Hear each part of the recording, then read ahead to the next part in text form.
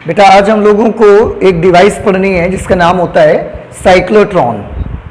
Cyclotron एक बहुत ही important device है जो जो क्या कर सकती है। सबसे पहले मैं इसके बारे में आपको बता देता हूं। ये साइक्लोट्रॉन एक ऐसी डिवाइस है जो आयंस, जो कि आवेशित कण होते हैं, चार्ज्ड पार्टिकल्स होते हैं, ये उन्हें बहुत हाई वेलोसिटी और हाई एनर्जी तक एक्सिलरेट कर सकता है, उनको त्वरित कर सकता है। ये साइक्लोट्रॉन कर सकता है। और कैसे करता है ये? तो बड़ा सिंपल है। इलेक्ट्रिक फील्ड लगा करके, आपने जैसा कि देखा लास्ट क्लासेस में कि अगर हम किसी आवेशित कण को इलेक्ट्रिक फील्ड में एंटर करवा देते हैं, प्रवेश करवाते हैं, तो इलेक्ट्रिक फील्ड उस पर एक फोर्स लगाता है Q इंटू ई, और उस फोर्स की वजह से वो पार्टिकल एक्सेलरेट होता है और उसकी स्पीड लगातार बढ़ते चली जाती है। लेकिन याद रहे कि इलेक्ट्रिक फील्ड केवल चार्ज्ड पार्टिकल पर ही फोर्स लगाएगा। जिस पार्टिकल के पास चार्ज नहीं होगा, जिस पार्टिकल के पास Q नहीं होगा, उस पर यह फोर्स नहीं लगा सकता। तो इलेक्ट्रिक फील्ड लगाकर उस पर फोर्स लगाएंगे पार्टिकल पर, चार्ज्ड पार्टिकल पर, और उसकी स्पीड लगातार ये बढ़ते चली जाएगी और पार्टिकल बहुत उच्च वेग तक एक्सिलरेट हो जाएगा। अब क्योंकि पार्टिकल के पास, जो चार्ज्ड पार्टिकल होगा, उसके पास द्रव्यमान तो होता ही है, द्रव्यमान होता है और उसके पास ये वेलोसिटी भी अब तो आ गई। अब जिस पार्टिकल के पास द्रव्यमान है और हमने इलेक्ट्रिक फील्ड में डाला उसको, तो इलेक्ट्रिक फील्ड ने उसकी वेलोसिटी भी इंक्रीज कर दी, उसको एक्सेलरेट कर दिया, उसको त्वरित कर दिया, तो उसके पास वेलोसिटी भी बहुत ज्यादा हो गई। मास भी है, वेलोसिटी भी है, तो उसके पास दो चीजें और आ जाती हैं जिन्हें हम बोलते हैं मोमेंटम, संवेग, और दूसरा काइनेटिक एनर्जी, हाफ mv²। आपने फॉर्मूले पढ़े हुए हैं, Fp is equal to m into V. Momentum का फॉर्मूला है जिसे आप संवेग कहते हैं, और एक काइनेटिक एनर्जी का फॉर्मूला है हाफ mv²। तो जिस पार्टिकल के पास मास होगा, वेलोसिटी होगी, उसके पास मोमेंटम भी होगा। जिस पार्टिकल के पास मास होगा, वेलोसिटी होगी, उसके पास काइनेटिक एनर्जी भी होगी। और बेटा दोनों के बारे में हमने पढ़ा हुआ है कि जिस भी पार्टिकल के पास संवेग होता है वो दूसरे पार्टिकल पर जाकर के फोर्स लगा सकता है, बल लगा सकता है, और काइनेटिक एनर्जी है तो उस एनर्जी से जाएगा और ये भी बड़ी जोर से उस पर हिट करेगा। अब हम चार्ज पार्टिकल्स को, आयंस को इतनी हाई एनर्जी और इतना हाई मोमेंटम क्यों देना चाहते हैं, उसको हम त्वरित ही क्यों करना चाहते हैं, हाई वेलोसिटी तक हम उसको एक्सेलरेट क्यों करना चाहते हैं? इसका बहुत ही सिंपल सा मैं आपको बता देता हूं कि हमारे पास किसी भी चीज की स्टडी का तरीका क्या है। आपके पास किसी भी चीज की स्टडी का तरीका यह है, जैसे अगर आप ये जानना चाहते हैं कि ये जो एक ऑब्जेक्ट है, ये ऑब्जेक्ट किन किन चीजों से मिलकर बना हुआ है, इसमें कौन कौन से इंग्रेडिएंट्स लगे हुए हैं, तो आप क्या करना चाहिए इसके लिए? बहुत सीधी सी चीज है कि हमें इसको एक हैमर से ऐसा तोड़ के देखना चाहिए। एक हैमर से जोर से ऐसा चोट मारेंगे, वो बहुत मोमेंटम होगा उसके पास काइनेटिक एनर्जी होगी। वो जब जाएगा तो इस ऑब्जेक्ट के जो मॉलिक्यूल्स होंगे वो ऐसा दूर हट जाएंगे। जब आप उस हैमर से मारेंगे, हथौड़े से चोट करेंगे, तो ये जब ऐसा जोर से जाएगा तो इसके मॉलिक्यूल्स ऐसा हट जाएंगे और ये टूट जाएगा, बिखर जाएगा टूट करके, जिसको कह देते हैं कि हैमर मार के चूरा कर दिया इसको। अब जब ये टूट जाएगा, फूट जाएगा, अंदर तक बिखर जाएगा, तो ये एक सिंगल पार्टिकल है या ये जिन चीजों से भी मिलकर बना हुआ है वो सारी के सारे पार्टिकल्स हमको दिख जाएंगे और हमको पता लग जाएगा कि ये इसमें कौन कौन से इंग्रेडिएंट्स लगे हुए हैं, कौन कौन से पार्टिकल्स से ये बना हुआ है। यही काम बेटा हम करना चाहते हैं अपनी न्यूक्लियर फिजिक्स की स्टडी में। नाभिकीय भौतिकी जो हमारी होती है उसके अध्ययन के लिए हम ये करना चाहते हैं। क्या करना चाहते हैं?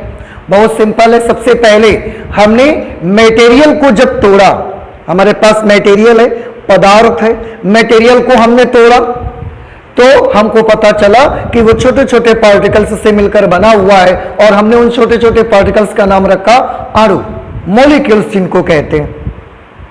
हमने अणुओं को भी चेक किया कि क्या ये एक सिंगल पार्टिकल है या ये भी कुछ पार्टिकल्स से मिलकर बना हुआ है।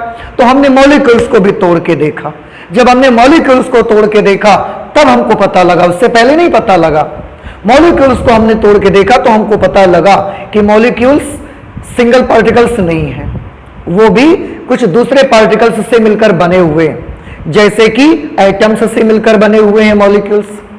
अब फिर से हम पता लगाना चाहते थे कि एटम्स सिंगल पार्टिकल है, परमाणु जिसको आप बोलते हैं, या वो भी कुछ चीजों से मिलकर बने हुए हैं। तो हमने उसको भी तोड़ के देखा, क्योंकि बिना उसे तोड़े फोड़े आप उसके अंदर का मटेरियल, आप उसके अंदर की चीजें नहीं समझ पाएंगे।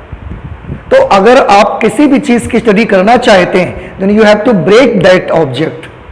हमने एटम्स को तोड़ के देखा। एटम्स को जब तोड़ा तो उसके भीतर हमको छोटे छोटे पार्टिकल्स और मिले, जिनमें से एक प्रकार के पार्टिकल का हमने नाम रखा इलेक्ट्रॉन और दूसरे प्रकार का पार्टिकल का नाम हमने रखा न्यूक्लियस। इलेक्ट्रॉन को तो हम तोड़ नहीं पाए, कोशिश किया हमने, लेकिन इलेक्ट्रॉन को तोड़ा नहीं जा सका। ठीक है, तो उससे हमको पता चल गया कि इलेक्ट्रॉन एक सिंगल पार्टिकल है, ये और किसी दूसरे पार्टिकल से मिलकर बना नहीं है। लेकिन जो न्यूक्लियस था, अब उसको भी स्टडी करना हम चाहते, तो न्यूक्लियस को भी हम तोड़ के देखना चाहते हैं। इसलिए हमें अब न्यूक्लियस को मुझे तोड़ना है। न्यूक्लियस एक पॉजिटिवली चार्ज्ड पार्टिकल है जो कि एटम को तोड़ने से हमको मिला। अब उसको हम तोड़ के देखना चाहते हैं कि उसमें क्या बना, उसमें क्या भरा हुआ है भीतर, क्या वो सिंगल पार्टिकल है या वो भी कुछ चीजों से मिलकर के बना हुआ है। अब उसको तोड़ने के लिए ही हम चाहते हैं कि मेरे पास एक ऐसा पार्टिकल हो, चार्ज्ड पार्टिकल, जिसके पास जब बहुत ज्यादा वेग तक हम उसको एक्सिलरेट कर देंगे, त्वरित कर देंगे, तो उसका मोमेंटम भी बहुत बढ़ जाएगा, उसकी काइनेटिक एनर्जी भी बहुत बढ़ जाएगी, और वो जब जाएगा तो न्यूक्लियस पे टकराएगा और टकरा के उसका चूरा कर देगा। फिर न्यूक्लियस के अंदर से वो सारे पार्टिकल्स निकल करके आ जाएंगे जिससे वो मिलकर बना होगा। और अगर हम उसको तोड़ नहीं पाए तो वी शुड अंडरस्टैंड कि वो एक सिंगल पार्टिकल है, वो और चीजों से मिलकर नहीं बना हुआ है। अब न्यूक्लियस को तोड़ना है तो उसके लिए क्या चीज चाहिए? न्यूक्लियस तो बहुत छोटा होता है, उसके लिए हैमर वगैरह तो काम करेगा नहीं। उसके लिए हमें किसी चार्ज पार्टिकल को ही बड़ी तेज स्पीड में भेजना पड़ेगा और उसके सामने हम न्यूक्लियस रख देंगे। वो जब जाएगा तो उसको बड़ी जोर से हिट करेगा और इसके परखच्चे उड़ा देगा, तोड़ देगा, फिर उसके अंदर की चीजें हमको पता लग जाएंगी। अब इसके लिए कौन सा पार्टिकल भेजा जाए? देखिए, एक चीज तो पहले ध्यान रखिए कि उसमें क्या क्वालिटी होनी चाहिए। वो आवेशित कण होना चाहिए या अनावेशित कण होना चाहिए? आंसर है वो आवेशित कण होना चाहिए, क्योंकि अगर वो आवेशित कण नहीं होगा, उसके पास क्यू नहीं होगा, तो हम इलेक्ट्रिक फील्ड लगाकर उसको एक्सेलरेट नहीं कर पाएंगे। तो उसका चार्ज्ड पार्टिकल होना, उसका आवेशित कण होना बहुत जरूरी है। इसलिए आवेशित कण ही चाहिए और इलेक्ट्रिक फील्ड में रख करके ही हम उसको एक्सेलरेट करेंगे, फिर वो न्यूक्लियस पे टकराएगा और उसको तोड़ देगा। अब इसमें एक प्रॉब्लम और थी कि चार्ज पार्टिकल में हमारे पास जो भी पार्टिकल्स अवेलेबल हैं वो दो पार्टिकल्स अवेलेबल हैं। एक पॉजिटिवली चार्ज्ड पार्टिकल है प्रोटॉन और एक नेगेटिवली चार्ज्ड पार्टिकल है इलेक्ट्रॉन। अब इन दोनों में से कौन सा पार्टिकल हमको यूज करना है? कौन से पार्टिकल को हम इलेक्ट्रिक फील्ड में रख के एक्सेलरेट करेंगे और वो जाके न्यूक्लियस को हिट करके उसको तोड़ देगा? तो हमारे पास दो पार्टिकल्स अवेलेबल है, जैसे कि मैंने बताया, एक पॉजिटिवली चार्ज्ड पार्टिकल धनावेशित कण प्रोटॉन और दूसरा ऋणावेशित कण इलेक्ट्रॉन। हमने दोनों के साथ करके देखा। इलेक्ट्रॉन के साथ जब हमने करके देखा तो देखा क्या कि ये जाता है एक्सेलरेट, त्वरित भी होता है इलेक्ट्रिक फील्ड में, स्पीड बढ़ती है, मोमेंटम बहुत ज्यादा हो जाता है, काइनेटिक एनर्जी ज्यादा हो जाती है, लेकिन जब ये न्यूक्लियस को टकराता है तो उसको तोड़ नहीं पाता। क्यों नहीं तोड़ पाता? क्योंकि इलेक्ट्रॉन का खुद का मास, उसका खुद का द्रव्यमान बहुत कम होता है। और नेगेटिव चार्ज पार्टिकल है, न्यूक्लियस कैसा है? धनावेशित, इलेक्ट्रॉन ऋणावेशित है, तो ये धन इस ऋण को अट्रैक्ट भी करता है। इलेक्ट्रिक फील्ड लगाकर हम इसको एक्सेलरेट भी करते हैं, स्पीड बढ़ाते भी हैं, और ये इसको अट्रैक्ट करता है तो स्पीड ज्यादा ही रहती है इसकी, लेकिन ये जाता है और न्यूक्लियस में जाके चिपक जाता है, उसको तोड़ता नहीं है। क्यों नहीं तोड़ता भी मैंने बताया, क्योंकि इलेक्ट्रॉन का द्रव्यमान कैसा है? बहुत कम है। और ये बिल्कुल वैसे ही बिहेवियर इसका रहता है जैसे एक दीवार की ईंट तोड़ने के लिए आपने लकड़ी के हैंडल में थर्मोकोल का हथौड़ा लगा रखा है। समझ आया आपको? ये बिल्कुल वैसा ही बिहेव करता है जैसे ईंट की दीवार आपको तोड़नी है, सीमेंट गिट्टी इन सब की दीवार आपको कंक्रीट की तोड़नी है, और उसके लिए लकड़ी के हैंडल में आपने एक थर्माकोल का हैमर बना के लगा रखा है। अब उसको आप जितना भी मारो दीवार पे, आप तोड़ नहीं सकते। क्यों? क्योंकि हथौड़ा जो यहां पर है, जो कि थर्माकोल का बना हुआ है, उसका मास खुद का बहुत कम है, तो वो जाता है, हिट भी करता है, लेकिन दीवार को तोड़ नहीं पाता। तो इलेक्ट्रॉन का मास इतना कम है कि वो जाता है, न्यूक्लियस को हिट भी करता है, लेकिन उसको तोड़ नहीं पाता। तो इलेक्ट्रॉन को हम यूज नहीं कर पाते। हम किसको यूज करते हैं? प्रोटॉन को। प्रोटॉन के साथ बेटा ये प्रॉब्लम रहती है कि तोड़ना हमको किसको है? न्यूक्लियस को, नाभिक को। और नाभिक पे चार्ज कैसा है? धनावेश है, उसके पास पॉजिटिव चार्ज है। इधर प्रोटॉन को जब हम भेजेंगे तो इसके पास कैसा चार्ज है? इसके पास भी तो पॉजिटिव चार्ज है। न्यूक्लियस भी पॉजिटिव चार्ज है। प्रोटॉन जिससे हम तोड़ना चाहते हैं न्यूक्लियस को, उसके पास भी पॉजिटिव चार्ज है। अब ये जब इसको हम भेजते हैं तो ये प्लस न्यूक्लियस का और प्रोटॉन का प्लस एक दूसरे को रिपेल कर देते हैं। तो प्रोटॉन ऐसा जाता है न्यूक्लियस के पास, बट ड्यू टू रिपल्सन ये वापस आ जाता है। प्रतिकर्षण की वजह से ये वापस लौट आता है, वहां तक जा ही नहीं पाता। अब जाता नहीं है तो तोड़ नहीं पाता। हम चाहते हैं कि प्रोटॉन वहां तक जाए, और ऐसे मत जाए, बड़ी जोर से जाए, न्यूक्लियस को हिट करे, उसको तोड़ दे। उसके लिए हमको क्या जरूरत है? अगर थोड़ी सी एनर्जी देके आप भेजेंगे, थोड़ी सी वेलोसिटी देके भेजेंगे, तो ये प्रोटॉन ऐसा न्यूक्लियस के पास जाएगा और यहां से रिपेल होके वापस आ जाएगा। आप और एनर्जी बढ़ा देंगे तो यहां तक जाएगा, फिर वापस आ जाएगा। प्रोटॉन न्यूक्लियस तक जाए, उसको हिट करे, और न सिर्फ हिट करे बल्कि उसको तोड़ दे बिल्कुल। उसके लिए अब आप समझ रहे हैं कि हमको उसको कम एनर्जी देके भेजना पड़ेगा, या मुझे बहुत ज्यादा एनर्जी उसको रिक्वायरमेंट होगी, बहुत ज्यादा एनर्जी जरूरत होगी उसको देने की, ताकि वो जाए और उसको हिट करके तोड़ डाले जा करके। तो कम ऊर्जा से ये वाला काम हो पाएगा या ज्यादा ऊर्जा से ये वाला काम हो पाएगा? बहुत ज्यादा एनर्जी चाहिए। कम एनर्जी देने से क्या प्रॉब्लम आएगा कि वो प्रोटॉन जाएगा, न्यूक्लियस तक पहुंच ही नहीं पाएगा, प्रतिकर्षण की वजह से वापस लौट आएगा। तो मुझे इसके लिए बहुत ज्यादा एनर्जी चाहिए, बहुत ज्यादा मोमेंटम चाहिए, ताकि वो जाए, न्यूक्लियस को हिट करे और उसको तोड़ दे। इसलिए हमें उसको बहुत उच्च वेग तक त्वरित करने की आवश्यकता होगी, और ये काम साइक्लोट्रॉन करेगा। ये आवेशित कण को, प्रोटॉन को बहुत उच्च वेग तक त्वरित कर देगा, बहुत उच्च वेग तक त्वरित करेगा, और फिर वो जाकर जब न्यूक्लियस से टकराएगा, इतनी उसकी वेग ज्यादा होने से एनर्जी भी ज्यादा होगी, मोमेंटम भी ज्यादा होगा, और इतनी ज्यादा एनर्जी से, इतने हाई मोमेंटम से जब वो जाएगा तो प्रोटॉन को हिट करेगा, उसको तोड़ देगा, और हमको पता लग जाएगा कि ये किन पार्टिकल्स से मिलकर बना हुआ है। ओके। और इस प्रकार की जितने भी मशीनें होंगी बेटा, जो चार्ज पार्टिकल को बहुत उच्च वेग तक एक्सीलरेट करेंगी, इन सारी मशीन्स को हम बोलते हैं एक्सीलरेटर्स। तो साइक्लोट्रॉन एक प्रकार का एक्सीलरेटर है। साइक्लोट्रॉन एक तरह का क्या मशीन है? ये एक तरीके से ये एक्सीलरेटर है, जिसे आप त्वरक भी बोल सकते हैं। ये एक प्रकार का एक्सेलरेटर भी है। हमने साइंस में हमारी बहुत तरीके के एक्सेलरेटर होते हैं, बहुत तरीके के एक्सेलरेटर्स हमने बनाए हैं। कुछ एक्सेलरेटर हैं जो लीनियर एक्सेलरेटर हैं, पार्टिकल को एक लाइन में चलाते रहते हैं और एक्सेलरेट करके उनकी स्पीड बहुत बढ़ा देते हैं। कुछ एक्सेलरेटर्स ऐसे हैं जो सर्कुलर एक्सेलरेटर हैं, उनमें जब आप पार्टिकल डालेंगे तो वो पार्टिकल को ऐसा सर्कल में घुमाते हैं और सर्कल में घुमा के इनकी स्पीड बहुत ज्यादा बढ़ा देते हैं, उनको हम सर्कुलर एक्सेलरेटर कहते हैं।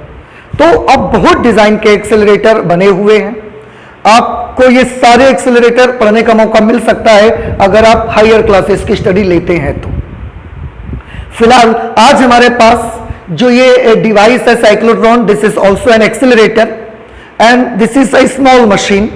ये बिल्कुल छोटी सी मशीन है जो कि हमारी टेबल पर रखे हुए एक छोटी सी डिवाइस से स्टार्ट होता है। तो फिलहाल इसमें हमने जो अभी तक सीखा ये सब कुछ इस साइक्लोट्रॉन का इंट्रोडक्शन था कि हम क्या कर सकते हैं। मैं फिर से बड़े शॉर्टकट में बता देता हूं आपको। हम इसकी मदद से जो आयंस होंगे, चार्ज पार्टिकल होंगे, उनको क्या कर पाएंगे, उच्च वेग और उच्च गतिज ऊर्जा तक त्वरित कर सकते हैं। ठीक है, उतनी उच्च वेग और उच्च गतिज ऊर्जा से त्वरित करके क्या होगा, उनका मोमेंटम ज्यादा होगा, उनकी काइनेटिक एनर्जी बहुत ज्यादा हो जाएगी। ये सब ज्यादा करने से क्या होगा, इनसे हम न्यूक्लियर फिजिक्स की स्टडी करना चाहते हैं। न्यूक्लियस, इस पार्टिकल को जब चार्ज पार्टिकल इतनी संवेग और इतनी काइनेटिक एनर्जी से जाएगा तो वो न्यूक्लियस को तोड़ेगा और हमको पता चलेगा कि न्यूक्लियस किन पार्टिकल्स से मिलकर के बना हुआ है। हम ये करना चाहते हैं, इसलिए मुझे जरूरत है इनको हाई वेलोसिटी तक एक्सेलरेट करने की। ठीक है, तो सबसे पहले ये जो इंट्रोडक्शन हमने पढ़ा इसको हम नोट कर लेते हैं। That what is the introduction of cyclotron, परिचय क्या है उसका, इसको हम लोग नोट कर लेते हैं।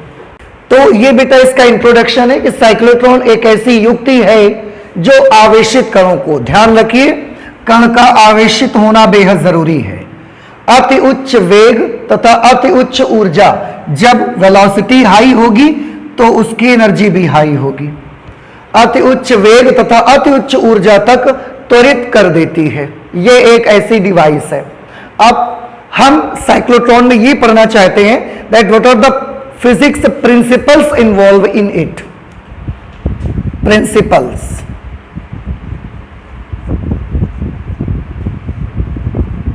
इसमें कौन सा सिद्धांत कार्य करता है ये हमको देखना है। तो अभी अभी जब मैं इसका इंट्रोडक्शन बता रहा था तो आपने एक चीज देखी होगी कि अगर आप चार्ज पार्टिकल को एक्सेलरेट करवाना चाहते हैं तो उसके लिए चार्ज पार्टिकल को आपको इलेक्ट्रिक फील्ड में डालना पड़ेगा। इलेक्ट्रिक फील्ड, क्योंकि इससे पहले की क्लासेस में भी हमने पढ़ा हुआ है बेटा कि अगर इलेक्ट्रिक फील्ड में आप चार्ज पार्टिकल को एंटर करवाते हैं तो इलेक्ट्रिक फील्ड चार्ज पार्टिकल को क्या करता है, वो एक्सेलरेट करता है, मोड़ नहीं पाता है लेकिन वो एक्सेलरेट करता है। तो आप चार्ज पार्टिकल को जब इलेक्ट्रिक फील्ड में आप भेजेंगे, उसको एंटर करवा देंगे तो इलेक्ट्रिक फील्ड उसको एक्सेलरेट कर देगा और उसी एक्सेलरेटेड चार्ज पार्टिकल का यूज हम अपने काम में कर लेंगे। ठीक है, तो ये इसका प्रिंसिपल है। हां, लेकिन एक चीज, इस काम में भी हमको एक प्रॉब्लम होता है। ये तो कहना तो बड़ा आसान है कि इलेक्ट्रिक फील्ड में डाल दो चार्ज पार्टिकल को, वो एक्सेलरेट कर देगा, बट देयर इज प्रॉब्लम। क्या प्रॉब्लम है उसको भी ध्यान से देखिए। अब एक चीज तो आपको पता ही लग गई है कि हम उसकी वेलोसिटी एक्सीलरेट करके, उसको त्वरित करके उसका वेग बहुत ज्यादा करना चाहते हैं, क्योंकि जितना ज्यादा वेग होगा उतना ज्यादा मोमेंटम होगा, उतनी ज्यादा काइनेटिक एनर्जी होगी और वो फिर न्यूक्लियस को हिट करके तोड़ सकेगा उसको। तो वेग तो हम बहुत ज्यादा चाहते हैं भाई। अब वेग अगर आप बहुत ज्यादा चाहते हैं तो थोड़ा ध्यान से एक चीज और देखिए। आपने गति के इक्वेशन ऑफ मोशन आपने पढ़ी हुई है, गति का समीकरण। गति के समीकरणों में एक समीकरण हमने पढ़ा है v is equal to u plus a T.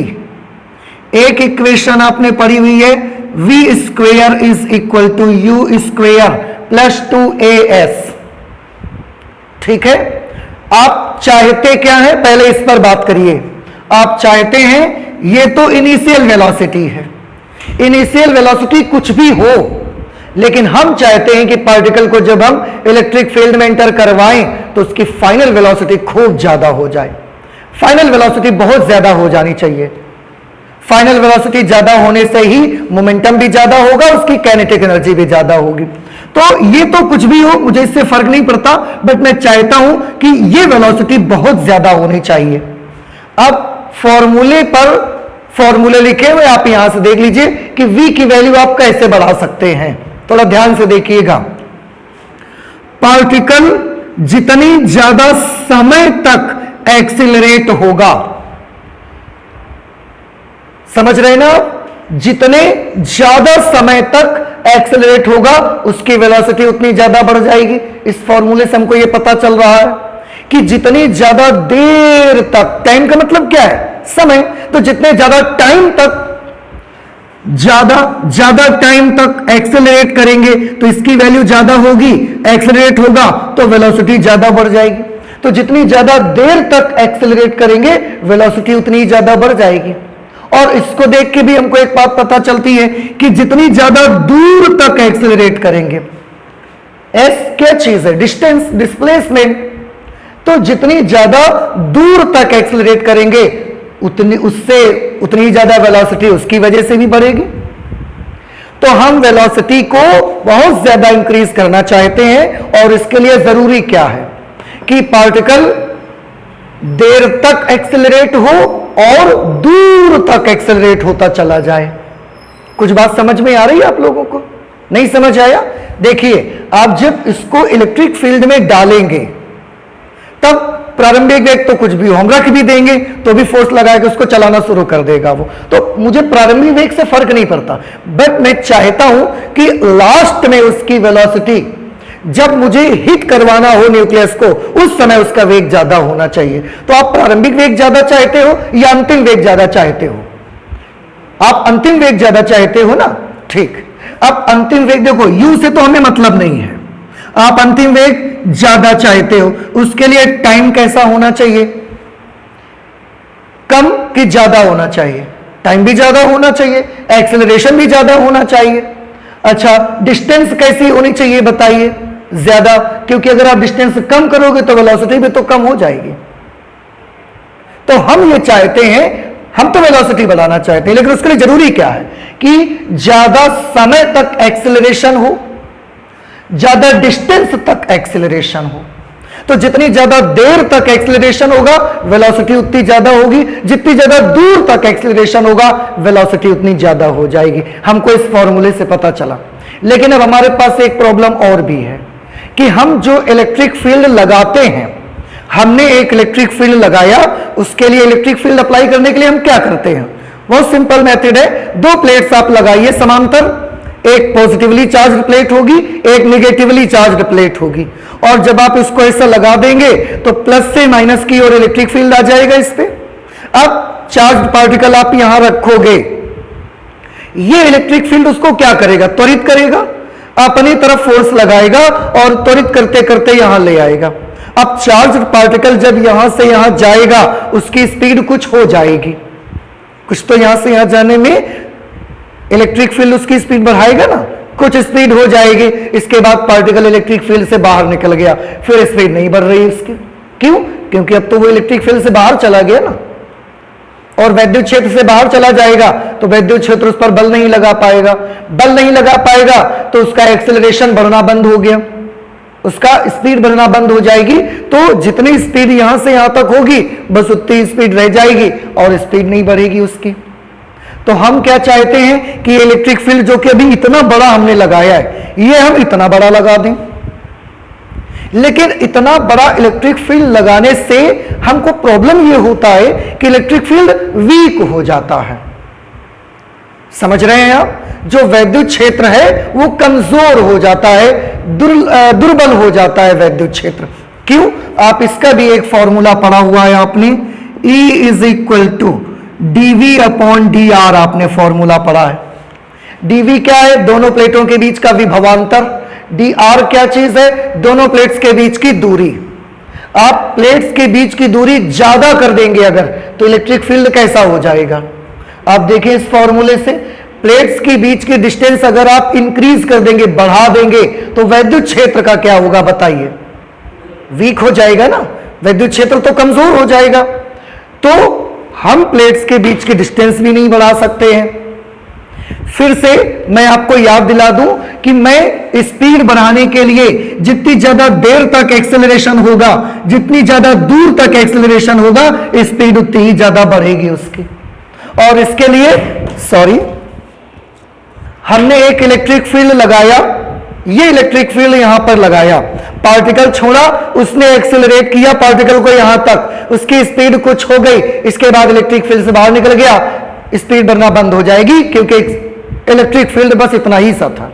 और इलेक्ट्रिक फील्ड के बढ़ाने के लिए हम अगर प्लेट दूर रख देते हैं, प्लेट्स की दूरी बढ़ा देते हैं, तो इलेक्ट्रिक फील्ड वीक हो जाता है। देखिए, दूरी बढ़ाने से इलेक्ट्रिक फील्ड वीक हो जाता है।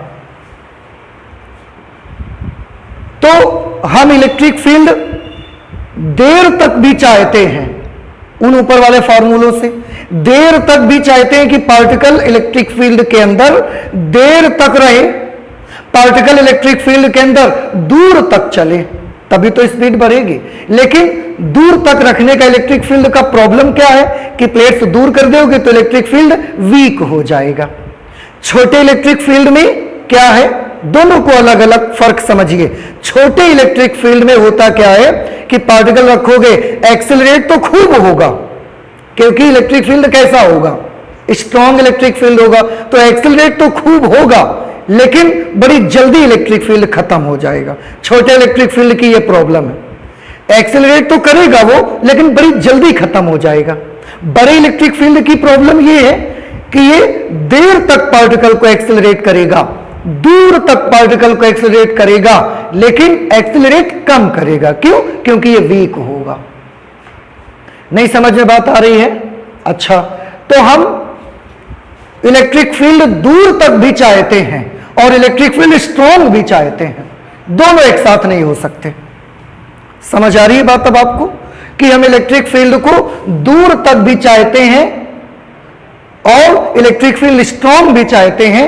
तो हम जब अगर दूर तक इलेक्ट्रिक फील्ड लगा देते हैं तो इलेक्ट्रिक फील्ड वीक हो जाता है, और अगर पास लगाते हैं तो इलेक्ट्रिक फील्ड स्ट्रॉन्ग रहता है, लेकिन बहुत कम दूर तक वो पार्टिकल को एक्सेलरेट कर पाता है।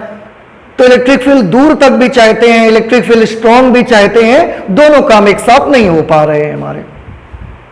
अब इसके लिए क्या उचित तरीका है? अब आपको ये वाली बात तो प्रॉब्लम तो समझ में आ गई है ना? ठीक, इसके लिए हमने एक तरीका ढूंढा। क्या तरीका ढूंढा? तरीका यह ढूंढा कि इलेक्ट्रिक फील्ड हम छोटा सा ही लगाएंगे।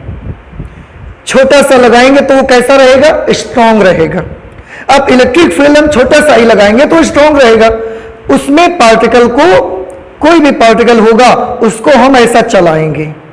जब चलाएंगे तो इलेक्ट्रिक फील्ड छोटा है, स्ट्रॉन्ग होगा, तो वो पार्टिकल को एक्सेलरेट भी खूब करेगा, एक्सेलरेट करेगा। लेकिन जैसे कि मैंने बोला, छोटे इलेक्ट्रिक फील्ड की प्रॉब्लम ये है, एक्सेलरेट तो खूब करेगा लेकिन बड़ी जल्दी खत्म हो जाएगा। अब जैसे ही खत्म हो जाएगा पार्टिकल इससे बाहर निकल जाएगा, अब उसके आगे एक्सेलरेट नहीं होगा। तो हम क्या करना चाहते हैं कि हम इसको फिर से घुमा के इसी फील्ड में डालना चाहते हैं।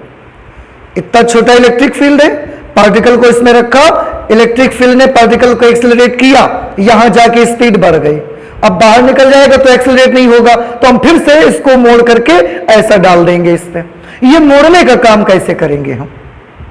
तो आपको याद होगा, चार्ज पार्टिकल को टर्न करवाने का काम कौन करता है? Magnetic field. तो इलेक्ट्रिक फील्ड हम छोटा लगाएंगे, लेकिन यहां पर मैग्नेटिक फील्ड लगा के क्या कर देंगे, जैसे ही इलेक्ट्रिक फील्ड से बाहर निकलेगा ये मैग्नेटिक फील्ड लगा के हम इसको मोड़ देंगे, और मोड़ के फिर से वापस कहां ले आएंगे? उसी इलेक्ट्रिक फील्ड में फिर से ले आएंगे इसको।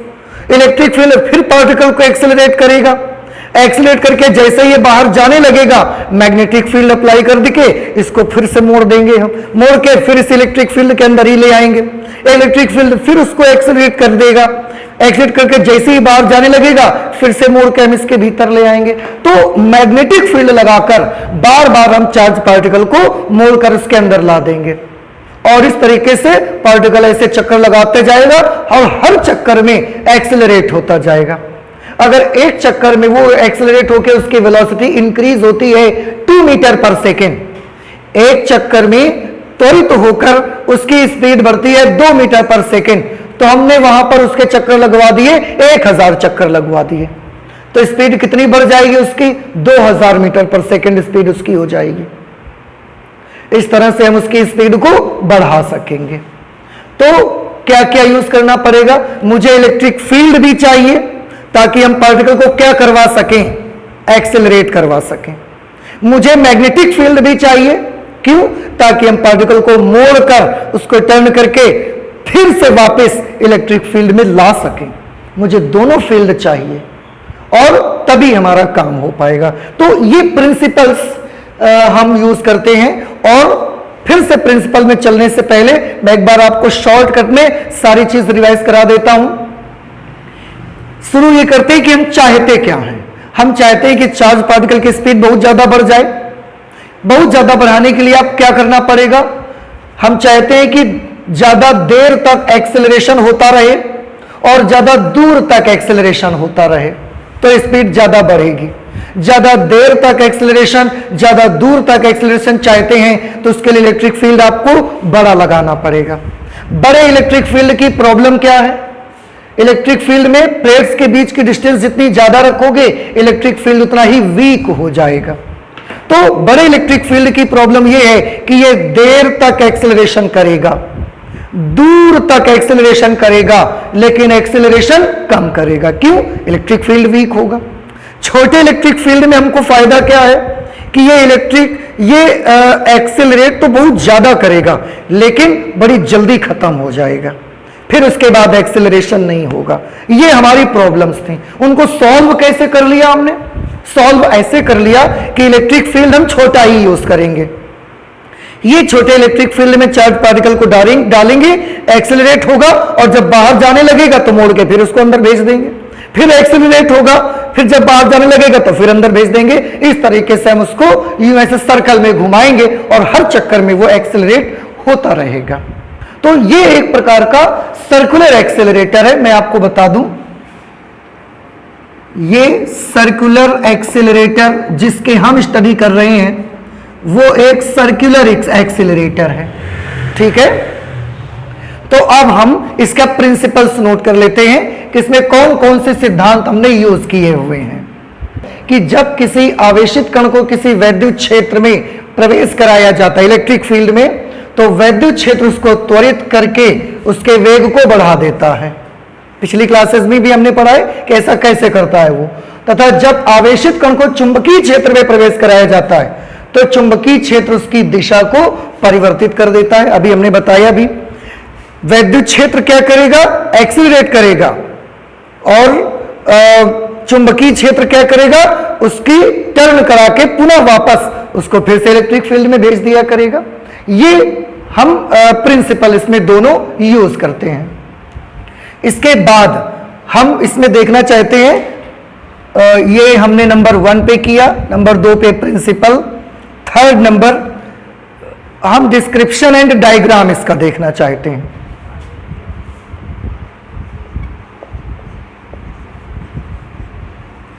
डिस्क्रिप्शन एंड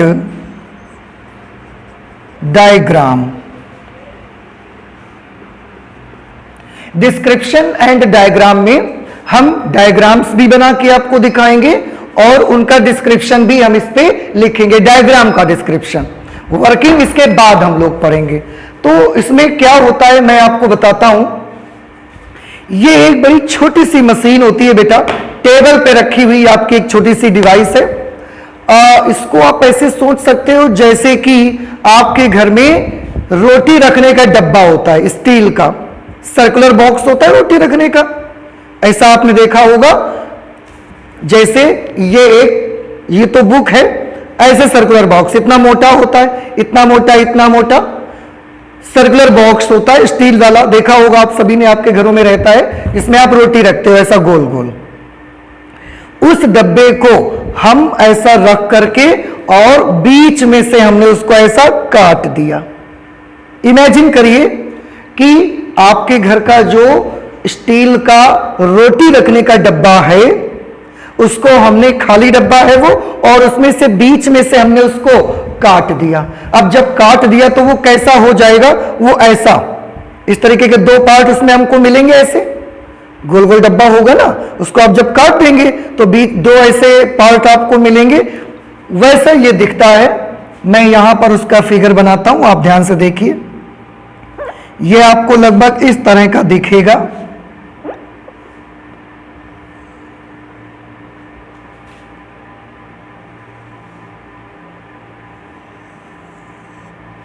ऐसा लगभग आपको ये दिखेगा। तो रोटी रखने के उस डब्बे को जैसे हमने बीच से काट दिया हो और उसमें थोड़ा सा उसको दूर कर दिया हो, काटने के बाद उसके जो दो टुकड़े आएंगे ना, ऐसा काटा आपने, उसके जो दो टुकड़े मिलेंगे उनको थोड़ा थोड़ा एक दूसरे से थोड़ा दूर कर दिया, उनके बीच में गैप बना दिया। तो ये इनके बीच में यहां पर क्या आ जाएगा, इनके बीच में एक गैप आ जाएगा, हमने थोड़ा सा दूर कर दिया। ये आपको कैसे दिखेंगे, थोड़ा सा मैं इसका आइडिया आपको कोशिश करता हूं यहां फिगर बना के।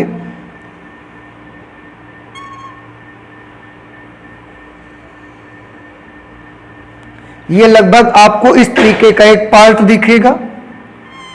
इसका जो दूसरा पार्ट होगा वो भी आपको इस तरीके का दिखेगा, लगभग ऐसा। और ये अंदर से ना खोखला रहेगा, अंदर से। ये कुछ समझ में आ रहा है इस फिगर के माध्यम से कि ये भीतर यहां पर कैसा रहेगा, इधर, और इधर दोनों साइड अंदर से कैसा रहेगा, खोखला रहेगा। इसे थोड़ा सा मैं और ऐसा बना देता हूं जरा।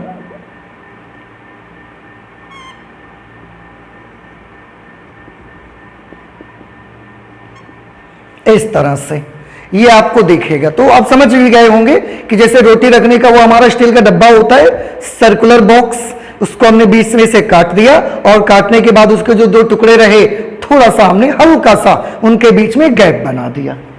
अब ये जो दो डब्बे आपको दिख रहे हैं, ये अंदर से कैसे हैं, खोखले, इधर भी और इधर भी अंदर खोखले हैं। ये डब्बे ऊपर से देखने पर आपको कैसे दिख रहे हैं, तो ये डब्बे ऊपर से देखने पर हमको डी जैसा शेप इनका दिख रहा है। आप देखते हैं ना इंग्लिश अल्फाबेट का कैपिटल डी आप ऐसा बनाते हैं, तो उसी तरीके का तो शेप दोनों का दिखता है हमको। तो हमने इसका नाम रख दिया डी, नाम ही हमने इसका डी रख दिया। ये जो हमने यहां पर देख रहे हैं, इसका नाम ही हम रख देते हैं डी। अब क्योंकि ये दो डी आपको दिख रहे हैं, एक ये और एक इधर की तरफ है, इसलिए हमने इसमें एस लगा दिया, प्लूरल की वजह से, क्योंकि दो डब्बे हैं तो नाम ही हमने इसका डी रखा, दो की वजह से हमने इस पे एस भी लगा दिया, तो डीज हम इसको कहने लगे।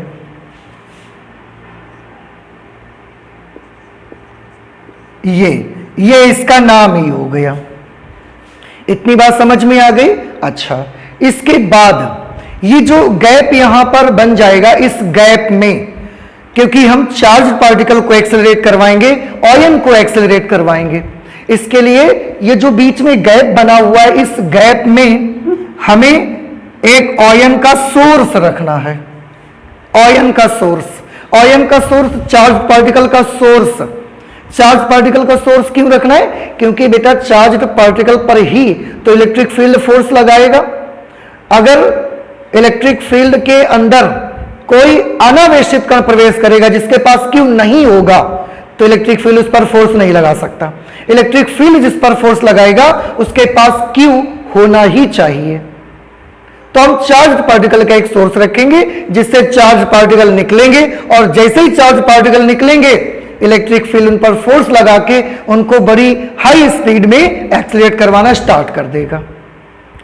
चार्ज पार्टिकल का ये सोर्स क्या होता है, बहुत सिंपल है बेटा। चार्ज पार्टिकल का जो सोर्स होता है, ये नॉर्मल हमारे किचन में जो हीटर होता है, इलेक्ट्रिक हीटर, वो सोर्स होता है। कैसे, इलेक्ट्रिक हीटर जब आप ऑन करते हैं स्विच उसका, और वो गर्म होकर लाल हो जाता है, तो लगातार उससे चार्ज पार्टिकल्स का इजेक्शन होता रहता है, लगातार उससे आयंस का, आवेशित कणों का उत्सर्जन होता रहता है, उससे इलेक्ट्रॉन्स भी लगातार निकलते रहते हैं गर्म होने की वजह से, और पॉजिटिव पार्टिकल्स भी, पॉजिटिवली चार्ज पार्टिकल्स भी उससे लगातार इजेक्ट आउट होते रहते हैं और इस घटना को बोलते हैं तापायनिक उत्सर्जन, थर्मोनिक एमिशन कहा जाता है इस घटना को। तापायनिक उत्सर्जन मतलब टेम्परेचर की वजह से आयनों का उत्सर्जन, थर्मोनिक एमिशन टेम्परेचर की वजह से आयंस का उत्सर्जन जो होता रहता है, इस घटना को हम बोलते हैं तापायनिक उत्सर्जन, थर्मोनिक एमिशन। तो हीटर जब आप जलाते हैं तो उससे लगातार प्रोटॉन्स, इलेक्ट्रॉन्स का इजेक्शन होता रहता है और इसका एक प्रूफ भी है हमारे पास। आप देखते हैं जब लगातार उससे इलेक्ट्रॉन और प्रोटॉन्स का इजेक्शन होता रहता है तो उसके एटम्स लगातार टूटते रहते हैं, इलेक्ट्रॉन भी निकल रहा है, प्रोटॉन भी निकल रहा है, तो लगातार उसके एटम्स टूटते रहते हैं और आप देखते हैं थोड़े ही दिनों बाद आपकी वो कॉइल जल के टूट जाती है। तो क्यों टूट जाती है? वीक हो जाती है, क्योंकि उसके एटम से इलेक्ट्रॉन्स, प्रोटॉन्स सब निकल जाते हैं, तो वो थोड़ी दिन बाद वीक हो जाती है और थोड़ी दिन में उसकी कॉइल टूट जाती है, फिर आपको नई कॉइल लानी पड़ती है। तो ये इसमें लगातार होता रहता है। तो हमारी आयंस का चार्ज पार्टिकल का सोर्स क्या है? एक इलेक्ट्रिक हीटर हमारे चार्ज पार्टिकल का सोर्स है। उसमें से जो इलेक्ट्रॉन निकलेंगे हम उनको यूज नहीं करेंगे, उनमें से जो प्रोटॉन्स निकलेंगे हम केवल उनको यूज करना चाहते हैं। आपने देखा अभी मैं इंट्रोडक्शन में आपको बता रहा था कि इलेक्ट्रॉन का यूज नहीं कर सकते हम न्यूक्लियस को तोड़ने के लिए, क्योंकि बहुत हल्का होता है, उसका मास बहुत कम है। तो जो प्रोटॉन्स हमको मिलेंगे उनको हम यूज करना चाहते हैं, तो वो सोर्स हम यहां रख देंगे। This is a source. ये क्या चीज है, मैं इसके बारे में यहां पर लिख देता हूं। Source of ions, ions means charged particles, ये उसका सोर्स यहां बीच में रखा है। जब हमें उसको स्टार्ट करना होगा तो हम इस सोर्स को ऑन करेंगे, जो कि एक स्मॉल हीटर है। इससे चार्ज पार्टिकल्स निकलेंगे, पॉजिटिवली चार्ज पार्टिकल्स, उन चार्ज पार्टिकल्स को हम इसमें काम में ले आएंगे। ठीक है, तो ये सोर्स ऑफ आयन हो गया। और ये क्या होता है सोर्स? बहुत आसान चीज है।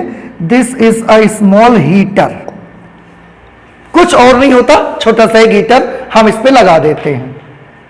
इसके बाद ये जो दो डीज आपको दिख रहे हैं, इन दोनों डीज में हम इन दोनों डीज के बीच में ऐसा यहां पर एक डिवाइस लगाते हैं। और ये डिवाइस क्या होती है? ये ऐसी डिवाइस है जो वोल्टेज को एक्सेलरेट करवाती है, वोल्टेज को एक्सेलरेट करवाती है। हम यहां पर इसमें एक वोल्टेज का सोर्स लगाते हैं। ये एक वोल्टेज सोर्स हमने लगाया, वोल्टेज सोर्स। और ये वोल्टेज सोर्स का जो वोल्टेज होता है, इट इज अप्रोक्सीमेटली 10,000 वोल्ट, लगभग 10,000 वोल्ट इसका वोल्टेज रहता है। और एक चीज मैं बताऊं आपको, ये 10,000 वोल्ट केवल एक दिशा में हो ऐसा नहीं होता। ये एक ऐसी डिवाइस होती है जो वोल्टेज को इस मशीन में एक्सिलरेट करवाती है। एक्सिलरेट करवाती है मतलब क्या करवाएगी?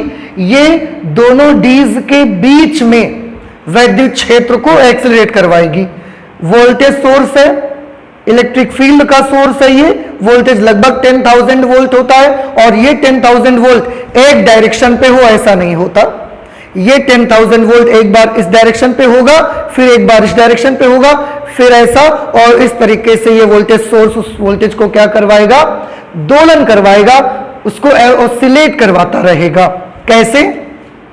कि एक बार इस मशीन का, इस डिवाइस का ये वाला सिरा पॉजिटिव होगा, ये नेगेटिव होगा। तो जब ये सिरा पॉजिटिव, ये नेगेटिव होगा, तो जब ये पॉजिटिव होगा तो ये वाला डी भी पॉजिटिव हो जाएगा, और ये नेगेटिव है तो ये इससे जुड़ा है, ये वाला डी नेगेटिव हो जाएगा।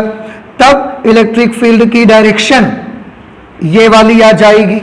इस डी से इस डी की तरफ अगर मैं इसका नाम D1 रख दूं और इसका नाम मैं D2 रख दूं, तो पहली बार जब ये सोर्स वोल्टेज का, जो कि इलेक्ट्रिक फील्ड का सोर्स भी है, जब उसका ये सिरा पॉजिटिव और ये सिरा नेगेटिव होगा, तो पॉजिटिव D1 से जुड़ा है, नेगेटिव D2 से जुड़ा है, उस समय गैप में, दोनों के बीच जो गैप है वहां पर इलेक्ट्रिक फील्ड D1 से D2 की तरफ होगा।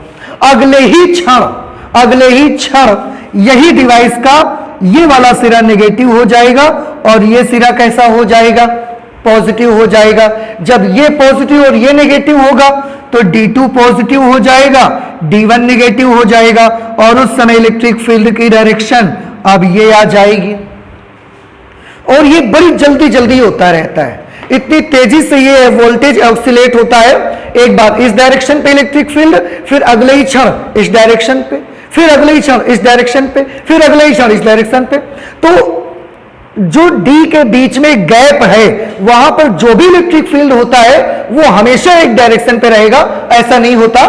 वो लगातार एक बार इस दिशा में D1 से D2 की तरफ, एक बार D2 से D1 की तरफ, फिर D1 से D2, फिर D2 से D1, फिर D1 से D2, फिर D2 से D1, ये लगातार होता रहता है। और ये कितनी जल्दी जल्दी होता है, बहुत तेज होता है। इसकी फ्रीक्वेंसी लगभग 10 टू द पावर 6 हर्ट्ज होती है, मतलब एक सेकेंड में 10 to the power 6 times, 10 lakh times, 10 lakh चक्कर इसके बड़ी जल्दी जल्दी लग जाते हैं। इतनी तेज ये इलेक्ट्रिक फील्ड डीज के बीच बने गैप में परिवर्तित होता रहता है। तो ये डिवाइस क्या करती है, ये डिवाइस डीज के बीच बने गैप में इलेक्ट्रिक फील्ड को दोलन करवाती है, बड़ी तेज करवाती है। एक सेकंड में 10 लाख चक्कर लग जाते हैं, एक बार ऐसे एक बार ऐसे, एक चक्कर माना जाएगा और ऐसे 10 लाख चक्कर विद इन 1 सेकेंड ये लगवा देगी। इतनी तेज, इतनी ज्यादा फ्रीक्वेंसी इसकी हम रखते हैं। तो लगभग 10,000 वोल्ट होता है और फ्रीक्वेंसी लगभग 10 टू द पावर 6 हर्ट्ज होती है। और ये इलेक्ट्रिक फील्ड को डीज के बीच बने गैप में ऑसिलेट करवाता है। And that is the reason कि हमने इस डिवाइस का नाम ही रख दिया ऑसिलेटर, जिसको हम दोलित्र कहते हैं, दोलित्र कहा जाता है, ऑसिलेटर इसका नाम होगा। तो ऑसिलेटर डिवाइस क्या करेगी, ऑसिलेटर डीज के बीच बने गैप में इलेक्ट्रिक फील्ड को बड़ी तेजी से ऑसिलेट करवाएगी। कितना वोल्टेज क्रिएट करेगी, वोल्टेज लगभग 10,000 वोल्ट क्रिएट करेगी। उसकी फ्रीक्वेंसी क्या होगी, लगभग 10 लाख हर्ट्ज उसकी फ्रीक्वेंसी होगी। एक सेकंड में 10 लाख चक्कर ऐसे लग जाएंगे गैप में उसके, इतना हाई वोल्टेज हम इसमें यूज करते हैं। अब इसके अलावा और क्या होगा उस पे, और होगा इस पे कि ये जो आपका ऐसे ये डब्बा था, ऐसे ही तो बीच से आपने काट दिया था इसको, फिर थोड़ा दूर करके रख दिया था बस, और उसके बाद सारी चीजें आपने लगाई। अब हम क्या करते हैं, इसमें मैग्नेटिक फील्ड भी हमको लगाना है। तो मैग्नेटिक फील्ड हम कहां लगाएंगे, बहुत आसान है बेटा। एक मैग्नेटिक फील्ड लगाने के लिए, जैसे ये ऐसा डिब्बे का सरफेस है, ये डी की ये सरफेस है, ये वाली सरफेस डी की ऐसे है, इसके ऊपर हम एक मैग्नेट लगा देंगे, एक मैग्नेट हम इसके नीचे लगा देंगे। जैसे मैग्नेट का नॉर्थ पोल हमने ऊपर लगा दिया, तो मैग्नेट का साउथ पोल हम नीचे लगा देंगे। अब आप समझ सकते हैं चुंबकीय क्षेत्र कैसे होगा, चुंबकीय क्षेत्र नॉर्थ से साउथ की तरफ होगा, तो मैग्नेटिक फील्ड कैसा आएगा, ऐसा। ये जो डी बने हैं इसकी सरफेस के बिल्कुल लंबवत चुंबकीय क्षेत्र रहेगा, समझ रहे हैं ना। फिर से मैं बता दूं, ये 2 टुकड़े हमने इसके किए, 2 टुकड़े करने के बाद एक मैग्नेट हमने ऊपर रख दिया, एक मैग्नेट हमने नीचे रख दिया। North pole south pole, north से साउथ की तरफ मैग्नेटिक फील्ड की डायरेक्शन होगी, तो वो जब नॉर्थ से साउथ मैग्नेटिक फील्ड जाएगा, मैग्नेटिक फील्ड लाइंस तो ऐसे होंगी बेटा, बिल्कुल लंबवत इसकी सरफेस के। उसको हम यहां कैसे दिखा सकते हैं, थोड़ा सा प्रॉब्लम है उसको दिखाने पे, but I will try to show that magnetic field here. अब आप समझ सकते हैं यह मैग्नेटिक फील्ड यहां कैसा लगा होगा। ये मैग्नेटिक फील्ड जब हम क्रॉस बना के शो करते हैं तो मैग्नेटिक फील्ड का मतलब है ये बोर्ड के तल के लंबवत, ऐसा अंदर की ओर है। अगर ये अंदर की ओर है तो इस डी के कैसा है, सरफेस के बिल्कुल लंबवत। इसको मैं थोड़ा सा और आपको सही से यहां दिखा देता हूं, आप ध्यान से देखिएगा। ये थोड़ा सा और मैं इसको अच्छे से बनाता हूं। जब आप इसको साइड से देखेंगे, ये आपका ऊपर से देखने का व्यू होगा। जब ऊपर से आप इसको देखेंगे तो ये अप साइड व्यू होगा इसका। जब आप ऊपर से देखेंगे तो लगभग ये आपको ऐसा दिखेगा। साइड से देखेंगे, हम यहां पर इसका बना देते हैं, साइड व्यू बना देते हैं इसका।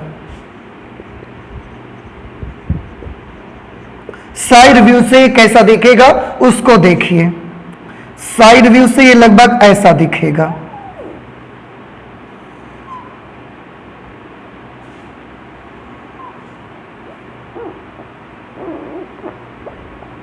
साइड व्यू से देखेंगे तो ये लगभग आपको इस तरीके का दिखेगा।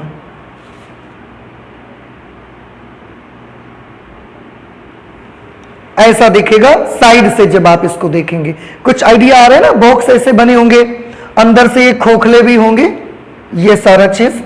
अब इसमें हमने क्या क्या किया हुआ है कि हाँ, ये तो बनाया, इसके बाद एक यहां पर सोर्स रखा है बीच में। सोर्स रखने के बाद हाँ, हमें तो मैग्नेटिक फील्ड मेनली दिखाना है। ये मैग्नेटिक फील्ड के लिए हमने एक मैग्नेट इसके ऊपर लगाया, यहां पर suppose this is north pole, और अगर आपने इलेक्ट्रोमैग्नेट लगाया होगा तो ये कॉइल इसमें लपेटनी पड़ेगी आपको इस तरह से। और साउथ पोल हमने नीचे लगा दिया यहां पे, ये साउथ पोल। इस पे भी हमने वायर की बना के कॉइल लपेटेंगे और उसके बाद उसमें हमको करंट फ्लो करवानी रहेगी, तो ये साउथ पोल बन जाएगा, ये नॉर्थ पोल बन गया। मैग्नेटिक फील्ड कैसा होगा? नॉर्थ टू साउथ, ऐसा मैग्नेटिक फील्ड इसमें से आपको दिखाई देगा। ये इस तरह का मैग्नेटिक फील्ड इसमें आपको दिखेगा, इस तरह से। आपको कुछ आइडिया आ रहा होगा शायद कि ऊपर से ऐसा मैग्नेटिक फील्ड ये आपको दिखना स्टार्ट हो जाएगा।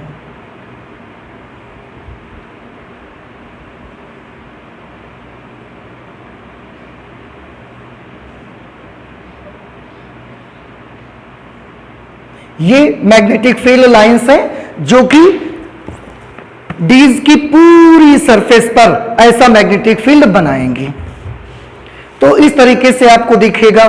सोर्स भी लगा दिया, हाँ, ऑसिलेटर यहां पर लगा होगा, ये हमने ऑसिलेटर लगा दिया है दोनों डीज के बीच में। ऑसिलेटर है, क्या करेगा ये अब आपको हम पहले ही डिस्कस कर चुके हैं। इसका वोल्टेज लगभग 10,000 वोल्ट रहेगा। वो जिस फ्रीक्वेंसी से ऑसिलेट करेगा वो frequency, it is very high frequency, that is approximately 10 to the power 6 hertz frequency. ये ऑसिलेटर हमने लगा दिया। मैग्नेटिक फील्ड भी अब हमने इस पे बना दिया। ये north to south magnetic field की डायरेक्शन हो गई, ऐसा। ये मैग्नेटिक फील्ड को शो कर रहा है। Magnetic field. अब इसमें एक चीज हम और बनाते हैं। चार्ज पार्टिकल जब इसमें तेजी से लगातार चक्कर लगाता रहेगा और उसकी स्पीड बहुत ज्यादा बढ़ जाएगी, तो जब उसकी स्पीड बहुत ज्यादा बढ़ जाएगी फिर उसको हम बाहर भी निकालना पड़ेगा हमको। अंदर तो नहीं हो सकता कुछ भी, तो हम उसको जब बाहर निकालने के लिए यहां से ऐसा लाएंगे तो यहां पर हम एक एग्जिट विंडो बनानी पड़ती है हमको इस जगह पर, जहां से ये पार्टिकल को हम निकालेंगे। तो डी में ये जो राइट साइड वाला डी होगा, इसमें यहां पर हमने क्या बनाया, यहां पर हमें एक एग्जिट विंडो बनानी पड़ी। एग्जिट विंडो से क्या होगा कि जब पार्टिकल, क्योंकि ये खोखला होगा अंदर से, अब ये अगर खोखला है तो इसके अंदर पार्टिकल चक्कर लगाता रहा और उसकी स्पीड बहुत ज्यादा आ गई है।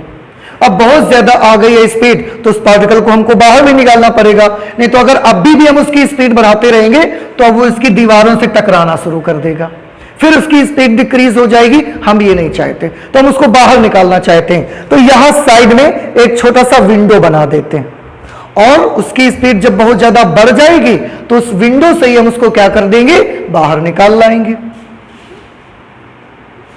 उस विंडो से ही हम उसको बाहर निकाल देंगे इस तरह से। तो ये चार्ज पार्टिकल, और ये चार्ज पार्टिकल कौन सा है, ये एक्सीलरेटेड चार्ज्ड पार्टिकल है। एक्सीलरेटेड चार्ज पार्टिकल क्यों, क्योंकि पहले जब इससे निकला था तब तो वो केवल चार्ज्ड पार्टिकल था, लेकिन अब जब यहां से निकलेगा तो वो बहुत ज्यादा स्पीड में त्वरित हो चुका होगा, फिर वो बन जाएगा त्वरित आवेशित कण, उसका नाम हो जाएगा। और इस त्वरित आवेशित कण यहां पर कहां पर होगा, तो यहां पर हम एक छोटा सा विंडो बना देते हैं इस तरह से, और इसी से वो चार्ज पार्टिकल ऐसा बाहर निकलेगा। ठीक है, और इस चार्ज पार्टिकल के सामने यहां पर हम न्यूक्लियस को तोड़ना चाहते हैं ना, तो इसके सामने यहां पर हम न्यूक्लियस को रख देंगे इस जगह पर। ये वो पॉजिटिवली चार्ज्ड पार्टिकल है जो कि न्यूक्लियस है। न्यूक्लियस है यानी कि हमारा टारगेट है, ये लक्ष्य जिसको हम तोड़ना चाहते हैं। तो ये पार्टिकल जाएगा, जाकर बड़ी जोर से इस न्यूक्लियस को हिट करेगा और न्यूक्लियस को तोड़ करके उसके परखच्चे उड़ा देगा, और उसके बाद आपको देखने को मिल जाएगा कि न्यूक्लियस के अंदर और क्या क्या भरा हुआ है। ठीक है, आई थिंक कि आपको सारा आइडिया लगभग हो गया होगा। चित्र समझ में आ रहे हैं ना सारे बच्चों को?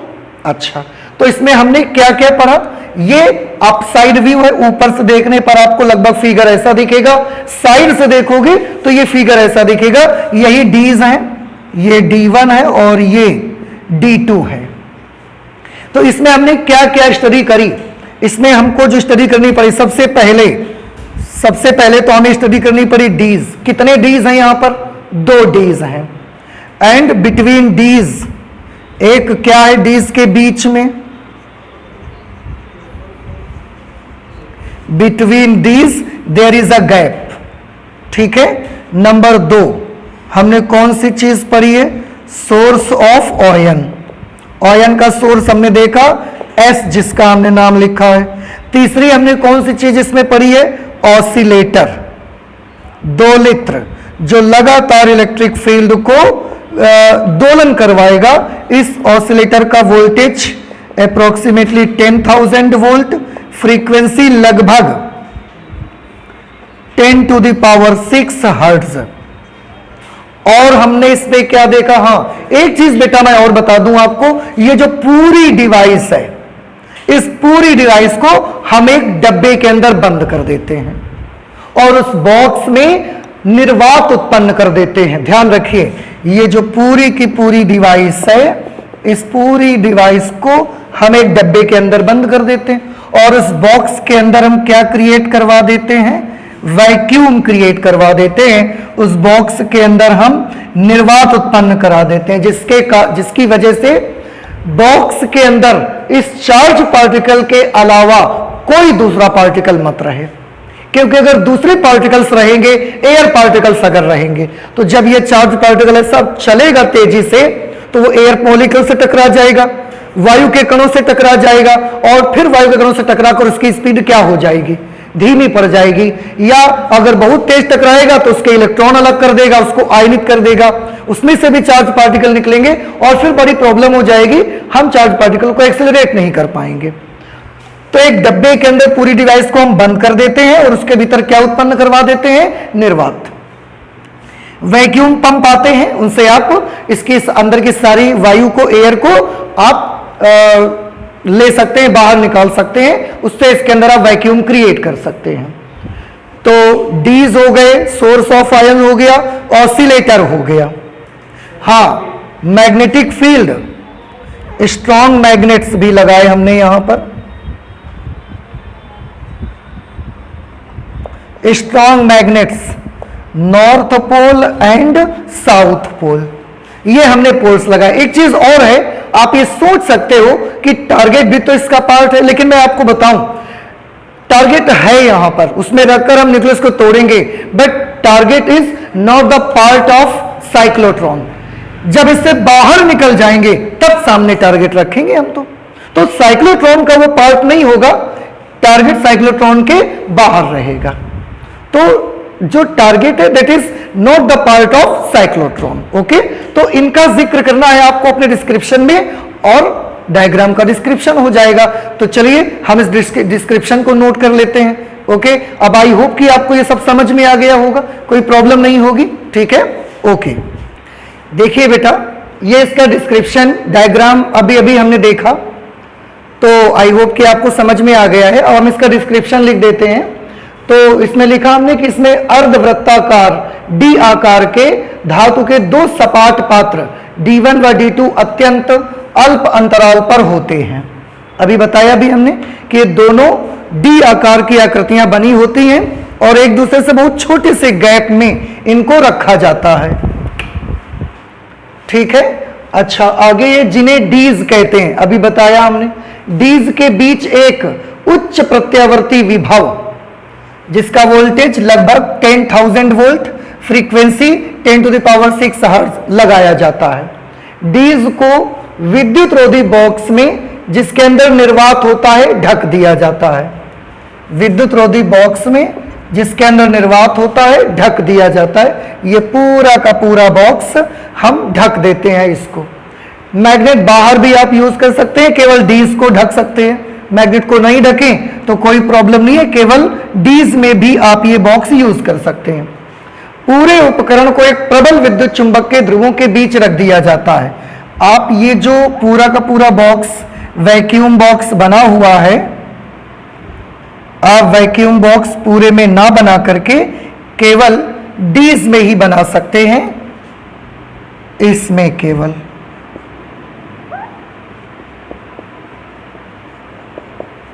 डीज को इनके बीच रख करके और यहां पर वैक्यूम क्रिएट कर देते हैं, निर्वात उत्पन्न कर देते हैं। ठीक है, पूरे उपकरण को एक प्रबल विद्युत चुंबक के ध्रुवों के बीच रख दिया जाता है। ये इलेक्ट्रोमैग्नेट है। इलेक्ट्रोमैग्नेट वो मैग्नेट होते हैं जो विद्युत से बनाए गए मैग्नेट होते हैं, करंट फ्लो करते हैं, उनसे मैग्नेट बनते हैं। तो ये इलेक्ट्रोमैग्नेट के बीच में रख देते हैं, ऊपर नॉर्थ पोल एक साइड साउथ पोल, उससे ये मैग्नेटिक फील्ड की डायरेक्शन आ जाती है। यह विद्युत चुंबक डीज के तल के लंबवत प्रबल चुंबकीय क्षेत्र उत्पन्न करता है। हम आपको पहले भी बता रहे थे कि ये जो मैग्नेटिक फील्ड होगा, नॉर्थ यहां साउथ यहां लगा होगा, तो ऐसा मैग्नेटिक फील्ड बनाएगा टोटल ये सरफेस के बिल्कुल लंबवत। हाँ, इसमें एक चीज का हमने जिक्र शायद नहीं किया है, सोर्स का जिक्र। तो चलिए यहां पर लिख देते हैं, डीज के बीच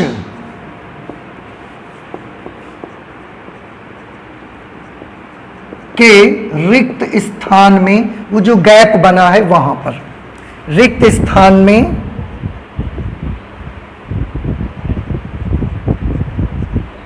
आयन अर्थात आवेशित कण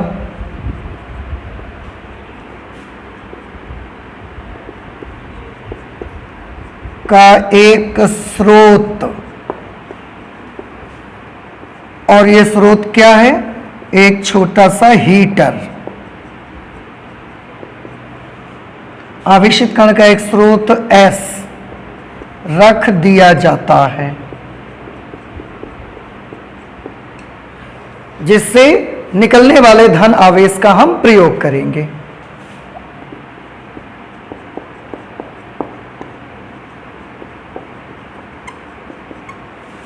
जिससे उत्सर्जित धनावेश का प्रयोग हम करते हैं।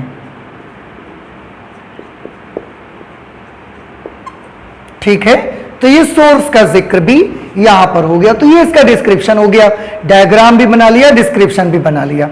अब हम लोग जो नेक्स्ट चीज पढ़ने वाले हैं वो है वर्किंग।